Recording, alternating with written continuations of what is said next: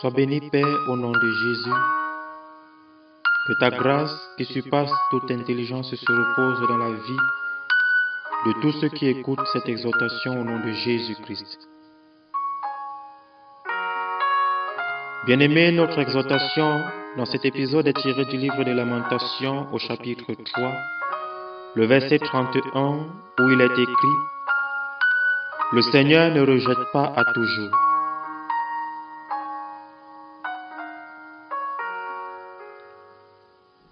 Il peut nous rejeter pour une saison, mais non pas à toujours.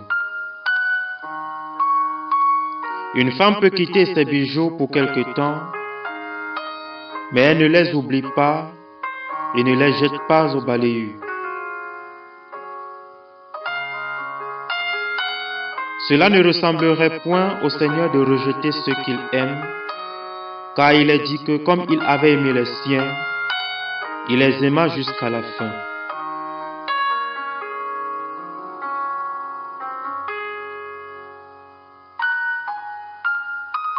Il y en a quelques-uns qui parlent de chrétiens en état de grâce ou sortis de grâce comme s'il s'agissait d'animaux qui rentrent dans leur gîte ou en sortent à volonté. Mais bien-aimés, laissez-moi vous dire que l'amour de notre Seigneur Jésus-Christ envers les siens est trop profond et trop fidèle pour qu'il puisse en être ainsi. Car notre Dieu nous a choisis dès l'éternité et il nous aimera pour l'éternité tout entière. Il nous a assez aimés pour mourir pour nous et nous pouvons être sûrs que son amour ne cessera jamais.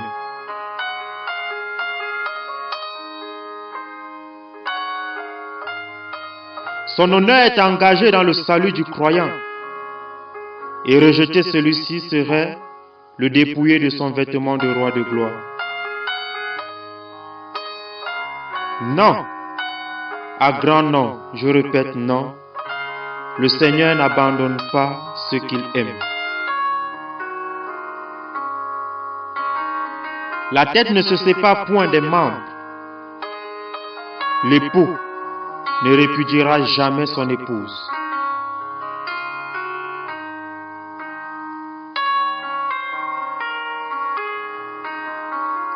Est-il arrivé un seul instant où vous vous êtes senti rejeté?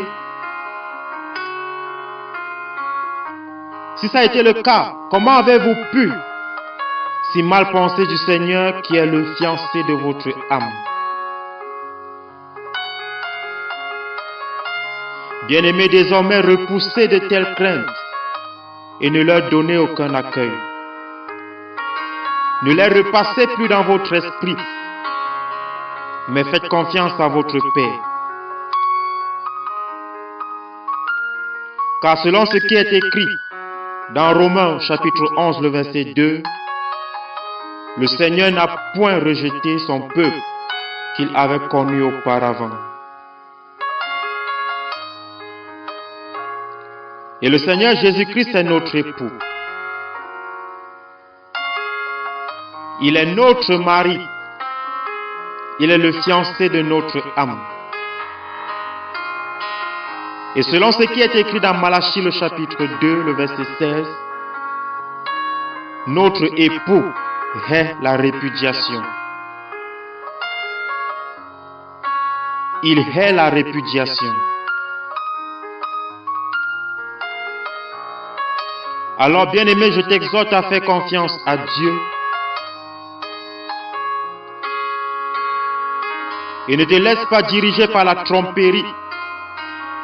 Cette tromperie qui vient pour te faire comprendre que le Seigneur t'a abandonné.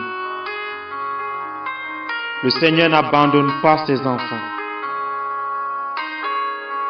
Quelle que soit la situation que tu traverses, dis-toi et reconnais-le dans ta vie que le Seigneur n'abandonne pas ses enfants.